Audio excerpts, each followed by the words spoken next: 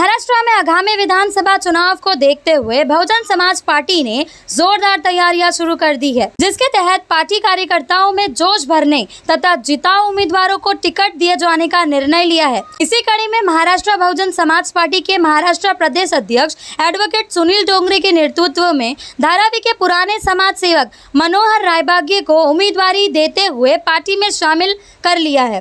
रायबागे के संदर्भ में कहा जाता है कि वे बहुत पुराने समाज सेवक है और जनता के बीच उनकी मजबूत पैठ है। रायबागे की लोकप्रियता को देखते हुए पार्टी ने उन्हें बसपा का पहला विधायक तक घोषित कर दिया है और उम्मीद है कि आगामी चुनावों में बसपा तेजी से उभरेगी और महाराष्ट्र में सत्ता का केंद्रीकरण करेगी। डोंगरे ने कहा है कि बहुजन समाज पार्टी महाराष्ट्र विधानसभा चुनाव में सभी सीटों पर उम्मीदवार उतारेगी। हमारे बीच में भटकंती चालू होती, खऱ्या अर्थानं मला प्लॅटफॉर्मच मिळत नव्हता, खऱ्या अर्थानं मला रस्ताच मिळत नव्हता। पण आज मला अभिमानाने सांगावंसं वाटतं की मी आज खऱ्या अर्थानं मला रस्ता मिळालेला आहे।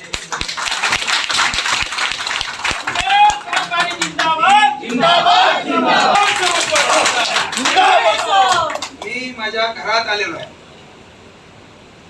आणि खऱ्या अर्थानं मला माझे कुटुंब मिळालेलं आहे आणि आता मला खऱ्या अर्थानं माझ्या कुटुंबासाठी काम करायला आवडेल आणि मी खऱ्या अर्थानं माझ्या तन मन धन लावून हा जो काही बहुजन समाजाचा पक्ष आहे, गरिबांचा पक्ष आहे, तळागाळातल्या लोकांचा कष्टकऱ्यांचा पक्ष आहे, त्या पक्षात एवढं झपाटून आपल्याला काम करायचं आहे आणि जे महाराष्ट्रामध्ये काही लोकांनी राजकारण करून या बीएसपी पार्टीला पाठीमागे ठेवले, जाणीवपूर्वक ठेवले, तर आज आपल्याला सर्वांनी या गोष्टीतून आपल्याला उठायचं आहे आणि या ठिकाणी आज आपल्याला खांद्याला खांदा लावून आज जी काही आपल्याला सुरुवात करायची, जी काही आपल्याला बहुजन समाज पार्टीची एक आमदार म्हणून आपल्याला विधानसभेत धडक मारायची आहे पहिली आणि तो एक इतिहास त्या ठिकाणी रचायचा आहे आणि जे काही आज महाराष्ट्रामध्ये बहुजन समाज पार्टीला जे एक इतिहास मिळाला नाही किंवा संधी मिळाली नाही, तो इतिहास आणि ती संधी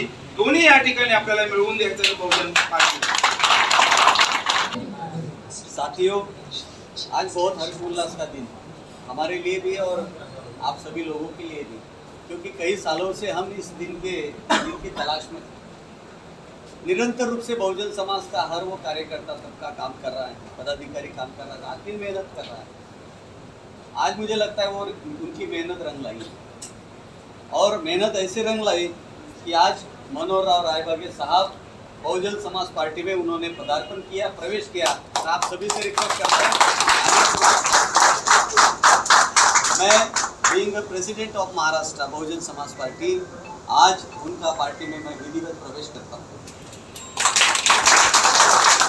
उन्होंने बहुजन समाज पार्टी की प्राइमरी मेंबरशिप आज ग्रहण कर ली और साहब के प्रमुख उपस्थिति में माननीय सम्माननीय रामजी गौतम साहब जो कि हमारे इंचार्ज हैं, खासदार साहब जो आएंगे अभी 24 तारीख को हमारे बीच में, उनके साथ कांटेक्ट हुआ, साहब के साथ हमारी चर्चा हुई। कल 19 तारीख है, कल पूरे मुंबई और आजू बाजू का जो हमारा एरिया है, नासिक है, रायगढ़ है, पालघर है और नंदुरबार है, धुलिया है, जलगांव है, इन सारे जिलों को हमने कल यहाँ बुलाया और कल हम अपनी पहली लिस्ट बहुजन समाज पार्टी की पहली लिस्ट कल हम डिक्लेयर कर रहे हैं। कल की लिस्ट में सम्माननीय मनोहर राव रायबागे साहब का नंबर पहले नंबर। विधानसभा चुनाव को देखते हुए बहुजन समाज पार्टी की क्या रणनीति? हमारी रणनीति ये है कि बहुजन समाज आज भी इस महाराष्ट्र के अंदर गुलाम है। जिस धारावी की आप बात कर रहे हैं, वहाँ की स्थिति यदि आप लोग देखो तो लगता नहीं कि हम स्वतंत्र भारत में हैं। यहाँ इतनी डिस्पैरिटी है कि कुछ लोगों को खाना पचाने के लिए गोली लेना पड़ता है और कुछ लोगों को खाने के लिए मोहताज होना पड़ता है। हर दिन के लिए वो मेहनत मशक्क़त करते, फिर भी उनको रोटी नहीं मिल पाती। ऐसे एरिया से सम्मान्य रायबागे जी यहाँ पर आए हैं। हमारी रणनीति यह है कि ये जो समाज है बहुजन समाज, ऐसे बहुजन समाज में मैक्सिमम लोग हैं कि जो रोज़मर्रा की ज़िंदगी को जीने के लिए आज भी परिश्रम कर रहे हैं, मशक्क़त कर रहे हैं, मेहनत कर रहे हैं। तो इन सारे लोगों को एक न्याय मिलाने के लिए हम लोगों ने इस बार अपनी रणनीति आंकी है कि हम संविधान को बचाने की और आरक्षण को बचाने का हमारा प्रमुख उद्देश्य रहेगा। उसके साथ किसानों की जो समस्या है, हमारे नवयुवकों की जो समस्या है, हमारे जो एजुकेटेड लोग हैं जो एम्प्लॉयमेंट एक्सचेंज में बहुत बड़ा अपना नाम उधर दर्ज किए हैं, जिनको एम्प्लॉयमेंट नहीं मिल रहा है, उनके लिए हम लोगों को लड़ना है।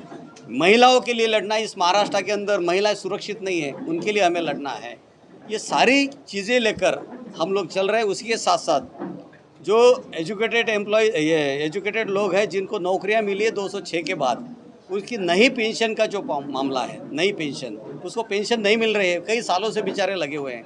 तो हमने उनसे वादा किया है और हम आपके माध्यम से बताना चाहते हैं कि यदि हमारे नुमाइंदे चुनकर आते हैं, हम लोग वहाँ पहुँचते हैं, तो हम नई पेंशन के लिए अपनी पूरी कोशिश करेंगे। और यहाँ पर होने वाले जो दबे कुचले समाज के लोग हैं, SC ST OBC माइनॉरिटीज़ के लोग हैं, उनके लिए हम काम करने का। टिकट बंटवारे को लेकर क्या चर्चा हुई आपकी? टिकट बंटवारे को लेकर कई जिलों से हमारे बीच में लोग आए हैं, डिमांड कर रहे हैं टिकट्स की। जैसा कि आपको भी मालूम है, हमारा नारा है, जिसकी जितनी संख्या बारी उसकी उतनी भागीदारी।